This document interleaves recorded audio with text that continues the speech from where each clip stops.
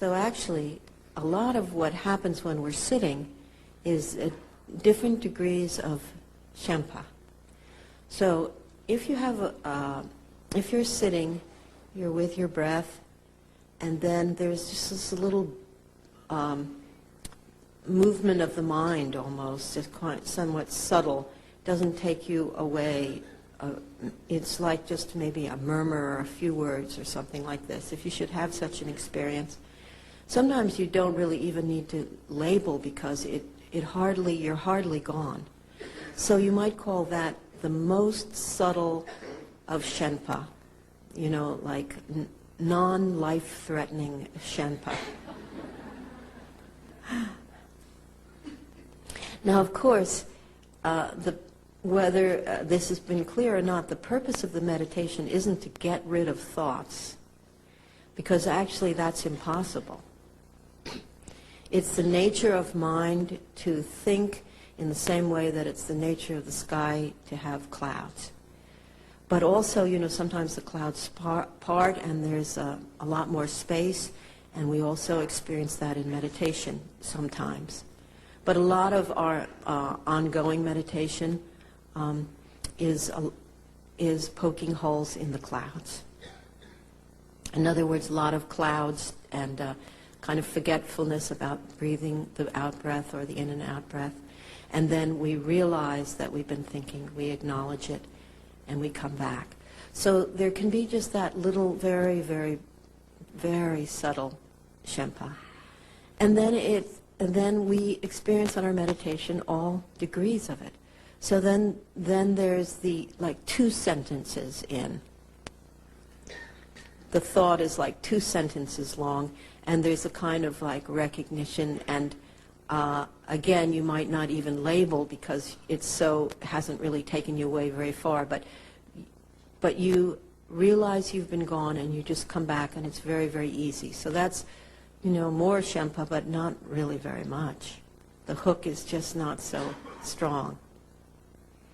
But then, as we know, there are the sessions where you've actually written War and Peace, and or a whole libretto, and actually been all the characters in the opera or the film script or whatever it is, and planned whole meals, taken vacations, relived horrific experiences and worked it out, so this time you said the right thing. And there's a lot of this which is totally unconscious. I think it's best expressed by the common expression, lost in thought, just gone, So much so that when the gong goes, it's just like,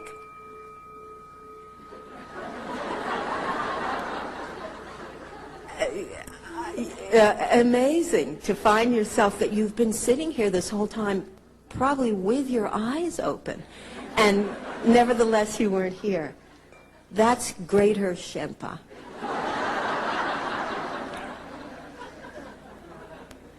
So really, you're not being asked or even suggested that you change the technique at all, but I think it's very helpful to know that that's the relationship between what I've been teaching and the practice that you've been doing. And then this morning I talked about, acknowledging and then doing something. All along I've been talking about acknowledging and then doing something different. Well, believe me, coming back to the breath is doing something different, something dramatically different. And interestingly enough, it is like a pause, and you are with the breath, either with the in and out breath or with just the out breath. And then when I was talking about connecting with the basic goodness or our Buddha nature or the big sky, and that's like there's that possibility when you're back, when you're here with the immediacy of your experience, the immediacy of just here in your body with the breath, there's the possibility there of things beginning to open up and connecting with big sky. So what I was referring to as positive groundlessness also during these talks, I think really the experience of the big sky mind and the expression positive groundlessness, they're the same thing. And maybe it's coming at it from the point of view of big sky mind is like when things open up and there's the feeling of expansiveness and insight and out of the cocoon. And maybe the other, positive groundlessness, I use that expression for more when you feel it is somewhat scary and threatening, that you're sort of there without the props of all the Shenpa and all the thoughts and all the emotions, and there's this unfamiliar state of openness and just being there with just breath and nothing else going on. And maybe then you could think of it as positive groundlessness, as something that's worth hanging out in until it becomes something you can relax with and feel comfortable about.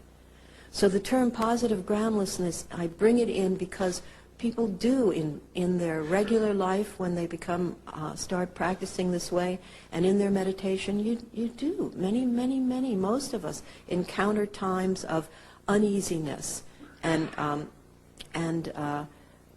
you could call it anxiety, or that it's not familiar. You don't have the usual ground. And that, just think of it, it's the same thing as the big sky, but you could call it positive groundlessness.